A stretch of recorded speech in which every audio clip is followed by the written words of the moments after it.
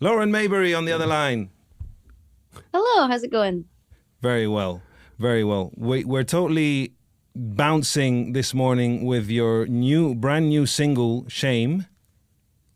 Released Oh, thank you. yesterday. Yes, it's just out. It's fresh. It's freshly released. I know it's like when you go to the market and you see all the fresh fish gleaming and glistening. You know, it's lovely. Not that I'm comparing your new single to fish, but Well, I mean, you are, but kind of the sense, the feeling of like freshness. You know, I think there's no better feeling of freshness in the market. Sorry, where I'm going with this. Tell us about Shame.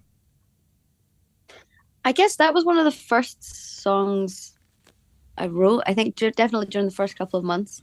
And I do think that once we had that song, I kind of feel like it crystallized more where we were going or what we were trying to do. And yeah, especially in the live show and the themes of the record, I feel like once I had that one, I was like, oh, okay, I know more what I think the record will end up being. And yeah, I think I'd had the idea for a song with that title for quite a long time, but I just didn't know how to execute it.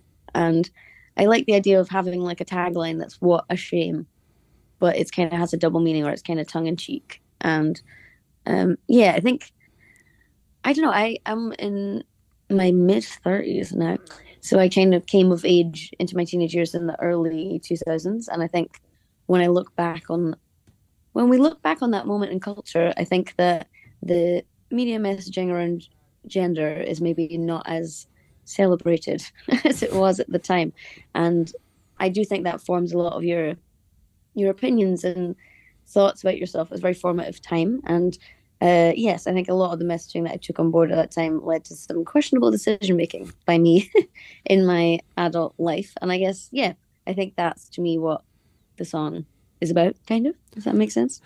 yeah, I mean, I think it's interesting because we've been looking back. A lot of people I noticed have been looking back on, I mean, from a British perspective, things in the 90s, you know, like Loaded and how that moved on to like FHM and Nuts and Zoo and all that kind of thing. And I think people have been looking back and just like, what were we thinking? You know? Yeah, and like when in the band that I'm in, when we started doing that, that was like 2011, 2012, and even that's not that long ago in the grand scheme of life. But when I think about the kind of promo asks that would come through for me as a 23, 24-year-old girl versus what people ask now, it's very different, and it's chilling. I would say it's quite chilling in some ways.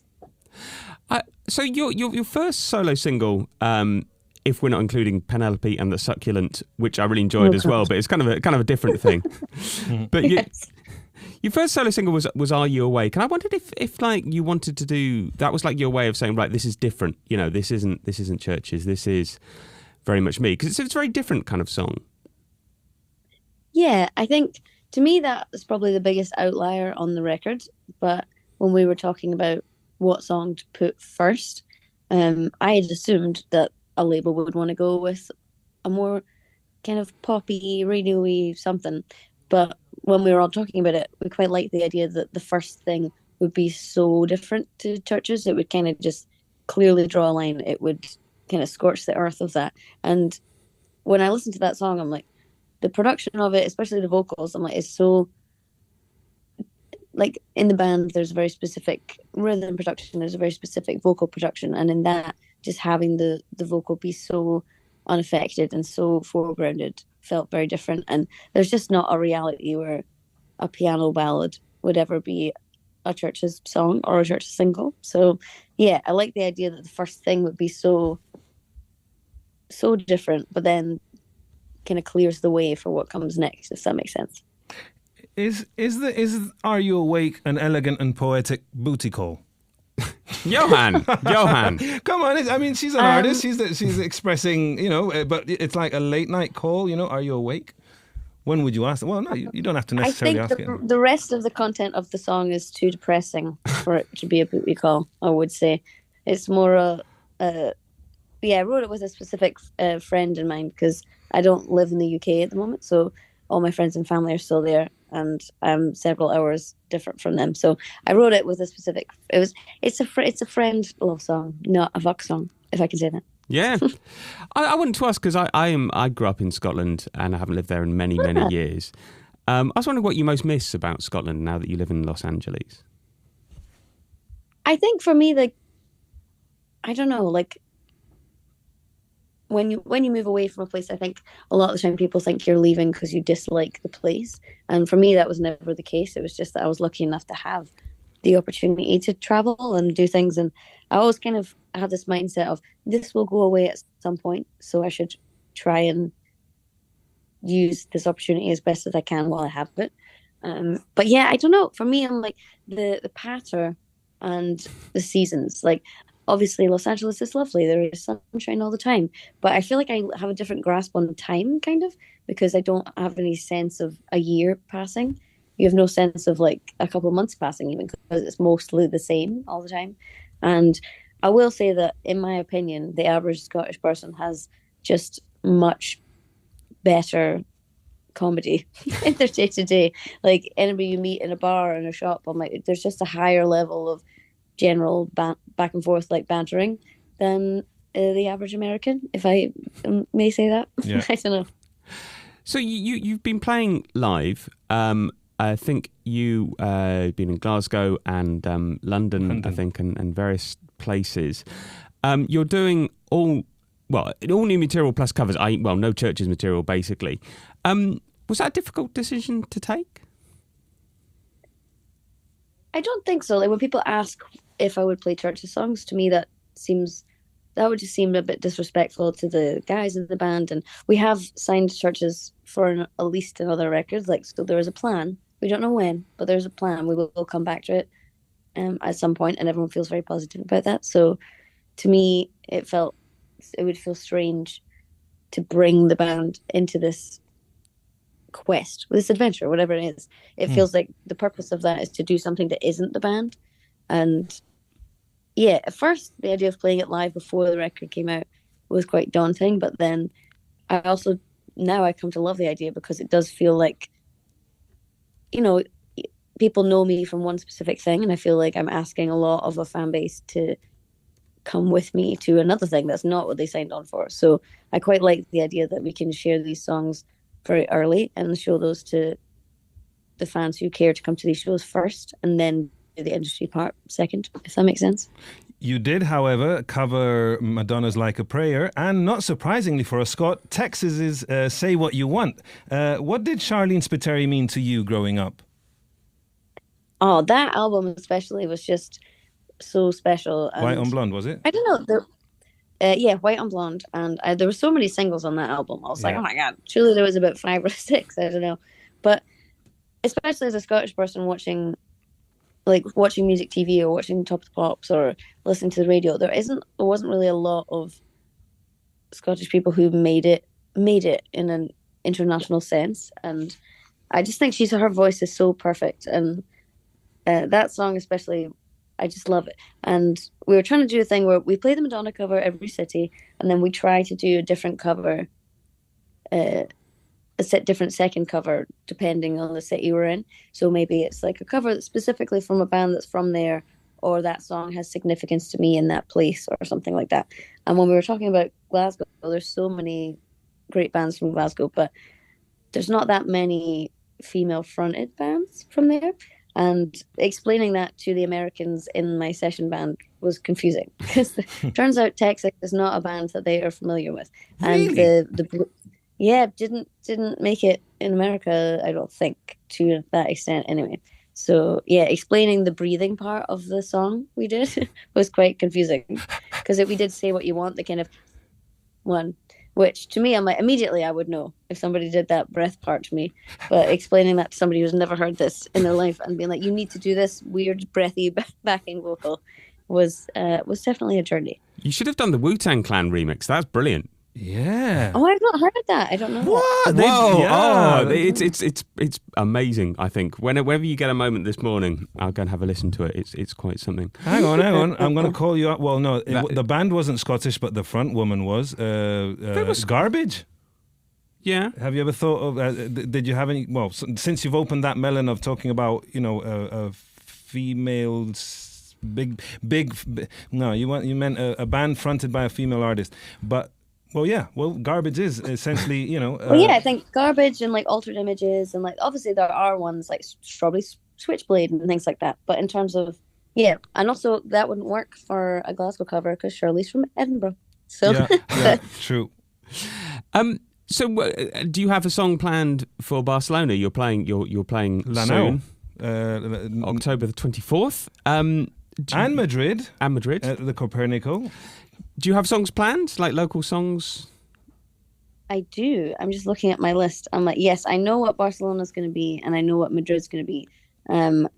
Madrid, I believe, is somebody that is from Madrid, and Barcelona, it's not somebody that's from Barcelona, but it's to do a song that's to do with me having played in Barcelona previously. So it's very cryptic, but yes, we do know what we're doing in those places. We just haven't. We learn them like on the day of at soundcheck, or maybe a couple of days before. So yes, we have plans and we're ready. Sorry, am I understanding correctly? You're going to cover a song by an artist from Madrid? Is that what you're saying?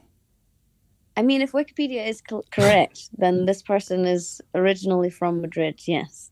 And I don't know a single singer from Madrid who sings in English. So are you going to sing in Spanish? I believe, I'm getting so cryptic now. I believe this person had international acclaim and has albums that he did in English also. Oh, I think I know. I'm not going to spoil it, but I think it's the son of someone I like very much. I'm going to leave it at that. Yes, I see. Yes, we may be Wikipedia. Right. But let's not say anymore because we're going to spoil the surprise. But I'm just imagining. Wow. Okay, that's going to be a lot of fun. I want to go to Madrid.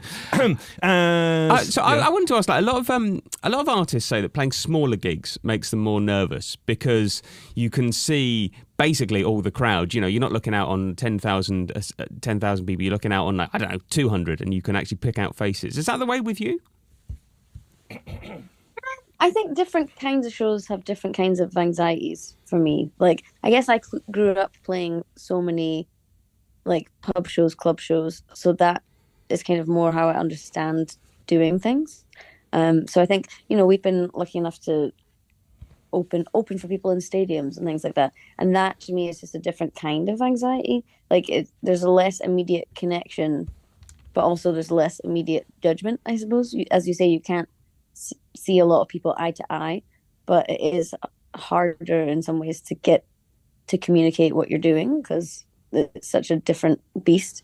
But yeah, I don't know, it's been interesting for these shows to be playing songs that nobody knows really, other than one single. People don't really know it, so it is quite an interesting exchange because I don't know, it feels like people have turned up willing to experience a thing, and then I'm just trying to offer that out, and it does feel like a nice exchange. There's a generosity to that, which has been nice.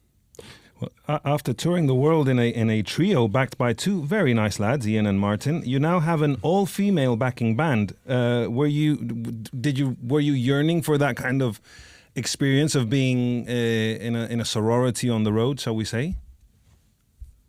I think I knew that I wanted a lot of the culture around this touring to feel a bit different, and especially because there's so many harmonies on the record that I've been making, I knew I wanted that to be able to be done live. So when it came to putting a band together, I was specifically looking for women or non-binary people to be able to do that. And I think it's nice for me that this can feel so distinct for Chvrches, from Chvrches, so that the band can exist in a place where, I never want to like replace the band. You know what I mean? Like, to me, I'm like, I love being in Chvrches. We all love being in that band. So I feel like it's respectful to kind of put that to one side with love and keep it there and do something that's just so removed from that on the day-to-day. I mean, this may sound like a very obvious question, but what is like your goal with the solo record? What makes it a success for you? Is it just sort of scratching that creative itch? Are you looking forward to reach out to different people? Do you have a specific goal? I think what's nice about this for me is that I kind of started making it by accident almost.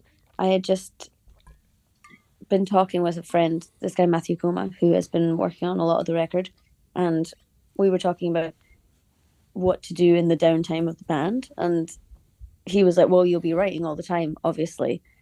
And my response was, I don't write when we're not in the band. Like, I have to be a part of the band to write.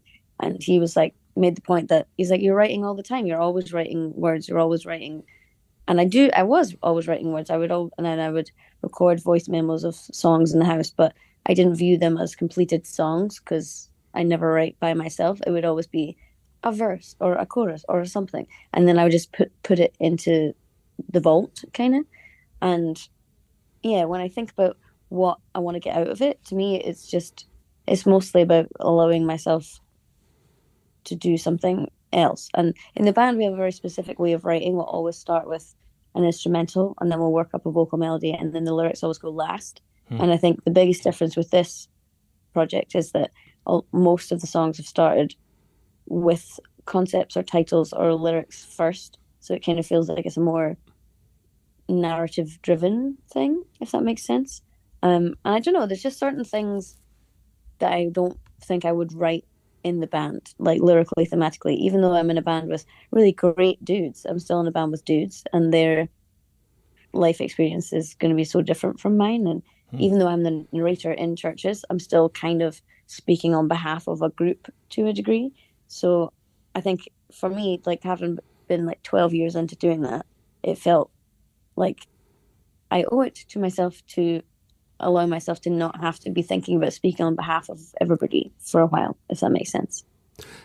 Yeah, no, I wanted to ask, if I may, about music journalism, because there's a small amount of music journalists who've gone into being successful musicians. Pet Shop Boys? Pet Shop Boys, yourself, and I can't think of all that many more, to be honest. Do you think that gives you a different perspective on things? Like, do you kind of understand the world of music in a different way because you do have that experience? I don't know. Like, when I look back on that, I'm like, I was a quote unquote music journalist when I was like 21, 22, 23. And I didn't like doing it, to be honest.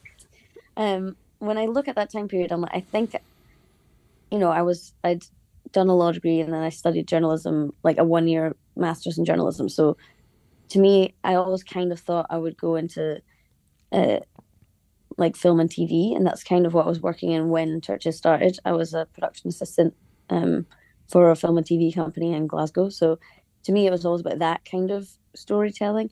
And like the music journalism stuff, I think it was kind of almost about trying to be as close to the thing that you want to do as possible. But I liked doing interviews to a degree because you could ask, like, you could get behind the music and try and find out more about the thing that you like. But I never enjoyed the kind of gatekeepy curator vibe that it felt to me. Or like, I just like doing album reviews. I was terrible at it because I would be like, even if I hated the record, I would always be like, but somebody took a lot of time making this, and it takes a lot to make something. Therefore, 5 stars. It's just not. I don't think I have the correct disposition for doing it, but I don't know. I think it gave me a greater understanding of. I can smell now. I've done it for 10 years, I suppose, on the other side of it, so I can smell quite early on when someone's trying to angle you into a corner. And I think in a way, like, church never had media training. We never had any of that, so I think that was helpful to a degree because it wised me up a little before we started. But then I feel like I've learned way more on the job about how people actually interview you. So now I'm like, you can't. If I fumble, then I'm like, okay, that was a really tricky interview. Whereas most of the time, I'm like, I know where you're going. You're just trying to get a specific quote to back up the thing you already think. You're not actually engaging in a conversation. You're just trying to get me to say a thing to finish out the idea you already have, if that makes sense. Yeah. And I mean, I imagine Ian and Martin were chuffed with having some a person with a law degree in the band. Were you like charged with having to read all the contracts in Chvrches in those early phases dealing with labels and stuff? I don't know if we ever talked about it within the band, to be honest. I don't know if they thought about it, but yeah, I'm pretty confident that I'm the only one that's read a contract all the way through at this point. But we have a lawyer that, we pay good money for a proper lawyer to do it now. So it's not just me. But it was, I don't know, it's when I look at it, I'm like, I don't think I use that on the day to day. But then I'm like, I am very good at researching and replying to a lot of emails. And technically, I can read a contract and be like, what is the definition of reasonable? But, So I wanted to ask, and I'm sure you've been asked this before, but as a journalist, what one question would you ask yourself as you embark as like on a solo career? Oh. That's how lazy I am, you see. Like, I don't have to think of a Like, question. can you do it? I don't know. I think that's why I was a bad journalist, probably, because I think it's interesting to me that not a lot of people have asked, why did you want to do it? Why are you doing this in this moment? Like, obviously people be like, oh, what were you trying to achieve? Blah, blah, blah. But it's interesting to me, maybe it's politeness or something, that a lot of people aren't like, but why are you doing it? And why now? And I wonder what else lies beneath, kind of thing. But then I would never ask that as a journalist. I would never ask that as a person. I'd be like, oh no, that's not my business. So that's why I was a bad journalist. Well, I think, but then I won't answer it, so that's tricky too. I'm like, people would ask it, and then I'll talk around it anyway because I wouldn't answer. Well, I feel like we got a bit of the why. Got a bit of the why, yes. Yeah. Okay. Well, look, thank you so much for taking the time. Really appreciate it. You're playing, I believe, the Amsterdam tonight. We are, yes. And Barcelona the 24th at Now, which is a really, really nice venue, incidentally. And Madrid's 25th at Copernico, which I've never been to, but I'm sure is nice too. It's a nice venue. It's all right. Mm-hmm. Good capacity. Yes, I'm excited. But yeah, thank you so much for taking the time. And good luck with the tour. Awesome. Thank you guys for having me, and thank you for your patience with the technical faff. Oh, thank you. Oh no, all good. Lauren. All good. Awesome. Have a good day. You too. Thank you, Lauren. Bye.